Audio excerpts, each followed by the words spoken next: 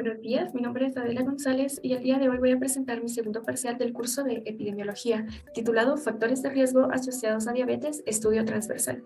Los objetivos es aplicar los conceptos generales, mediciones y causalidad en la epidemiología, establecer las medidas de morbilidad y prevalencia, y determinar la fuerza de asociación entre los factores de riesgo y el padecimiento de diabetes. La metodología que se utilizó para la realización fue la revisión de la base de datos, donde se realizó una inspección general de la base de datos, prestando especial énfasis en la escritura de variables y datos.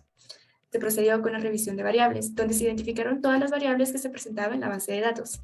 Se procedió a revisión de literatura. En esta se investigaron los factores de riesgo asociados a diabetes. Se procedió con el análisis de datos. Para ello se utilizó el programa estadístico EpiInfo, donde se determinó morbilidad, prevalencia y fuerza de asociación. Se procedió a la exportación de estos datos. Esto se realizó a través del programa EpiInfo con el comando exportar datos, los cuales fueron exportados finalmente a un archivo Word y a la actual presentación. Y por último, la presentación de los resultados, en donde los resultados obtenidos serán expuestos por medio de esta presentación y también por medio del archivo de Word mencionado. Como primer punto tenemos a la tabla número 1, donde nos muestra la prevalencia de los factores de riesgo asociados a la diabetes. Como primer lugar tenemos el porcentaje más alto para hemoglobina glicosilada, con un 86,48%, seguido por el consumo de grasas trans elevado con un 85,62%, seguido de alimentación no saludable con un 78,60% y seguido finalmente de glucosa prealterada con un 76,49%. Estas variables fueron consideradas por mi persona como las más importantes. También cabe destacar que glucosa pre-elevada se encuentra con la prevalencia más baja, con un 4,91%, seguido de la edad de riesgo, que es mayor a 45 años, con un 31,16%, y un consumo frecuente de alcohol, con un 46,82%. El resto de las variables se encuentra menor al 60%, pero mayor al 50%. Cabe destacar nuevamente de que todas estas variables se presentan entre el rango de confianza que se muestra a la derecha. Se procedió al cálculo de morbilidad y mortalidad, estableciendo que la morbilidad de la enfermedad es del 58,19%. Lo que esto nos indica es de que de nuestra población estudiada en este periodo de tiempo, un 58,19% de las personas presentaron la enfermedad. Respecto al cálculo de mortalidad, este no se pudo realizar debido a que no se contaba con este dato en la base de datos. La tabla 2 nos muestra la clasificación de los factores de riesgo asociados a diabetes según el valor de odds ratio.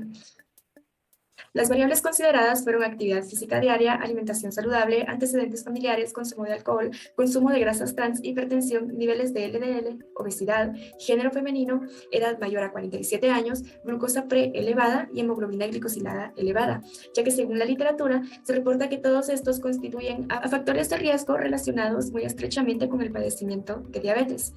Para comprobar esto, se procedió al cálculo de odds ratio, debido a que solamente se contaban con casos prevalentes y no incidentes. Para esto, obtenemos que tenemos dos factores protectores, como se puede observar a la derecha. Esto debido a que se obtuvo un valor de OR menor a 1 para actividad física diaria y alimentación saludable, cuales mostraron un valor de P menor al alfa establecido, el cual era igual a 0,05. Posterior a esto, se tienen clasificaciones NB o no válidas. Esto para las variables consumo de alcohol, hipertensión, género femenino y edad mayor a 47 años. Esto debido a que el valor de P es mayor al alfa establecido, por lo que se procedió a descartar el valor de OR obtenido, ya que el valor P es mayor al intervalo de confianza. También tenemos a las variables asociadas como factor de riesgo.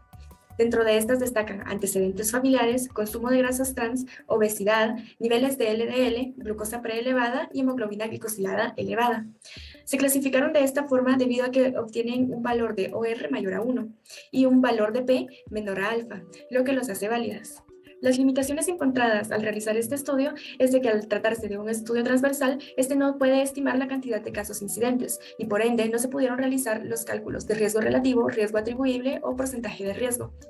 La segunda limitación fue el cálculo de mortalidad, ya que no se contaba con este dato, por lo que no se pudo estimar la tasa de mortalidad en esta población. La siguiente limitación fue la incoherencia de los datos, ya que las unidades de medida presentadas en la base de datos no concordaban con la variable que esta medía según la literatura.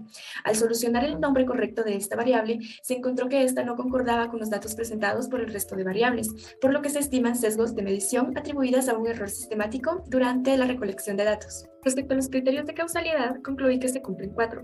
Dentro de estos criterios de causalidad que sí se cumplen, encontramos la verosimilitud, la coherencia, la reversibilidad y la consideración de los datos empíricos. Se cumple con el criterio de verosimilitud, ya que los resultados obtenidos en esta investigación son compatibles con otros conocimientos reportados en la literatura. También por ello se cumple el criterio de coherencia, ya que varios estudios han llegado a estos mismos resultados, aunque esto no aplica precisamente para todas las variables, específicamente a la variable glucosa pre.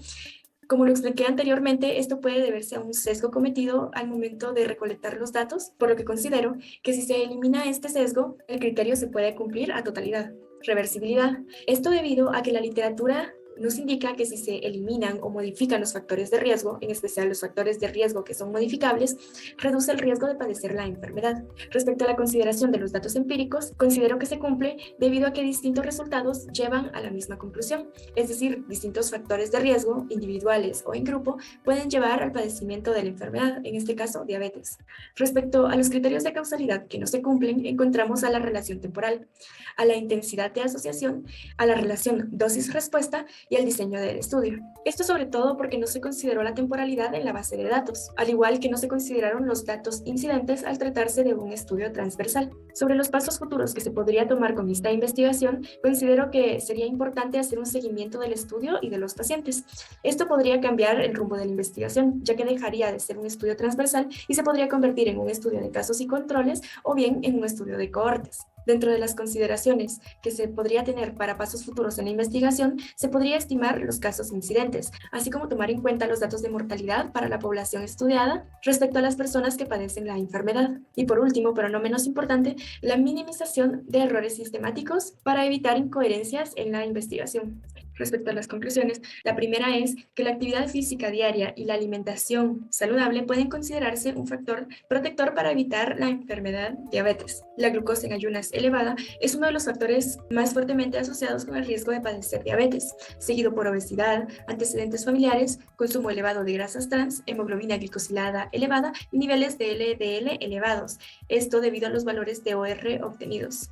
Y por último, las variables consumo de alcohol frecuente, hipertensión, género femenino y edad mayor a 47 años, aunque según esta investigación no constituyen un factor de riesgo, no se deben de descartar para futuras investigaciones.